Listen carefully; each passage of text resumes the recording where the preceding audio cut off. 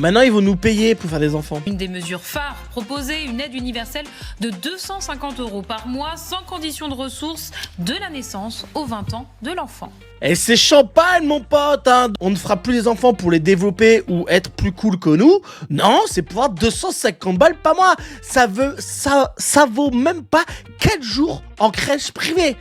Même en public, hein. On veut pas de l'argent, on veut des crèches à nos prix, qu'on puisse les payer et surtout bonnes, avec des gens bien payés à l'intérieur, c'est tout. On veut que l'école, elle ne soit pas une école d'usine où il y a 30 gosses par classe, on en veut 15 par classe. C'est ça qui nous donnera le goût de faire des enfants. Mais eux, les gouvernements, ils veulent de la chair à canon ou des esclaves pour les usines. Car les riches, eux, ils ont pas besoin d'argent pour élever leurs enfants. Ils en ont déjà, ok?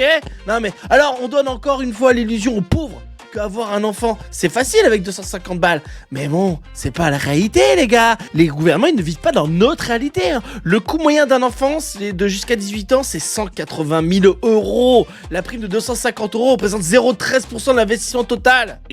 Cyril de la Morinerie est avec nous. Bonjour Cyril. Mais enfin, Pascal, hein? On leur donne 250 balles et ils râlent encore, les mecs. À mon époque, on faisait des enfants pour la France.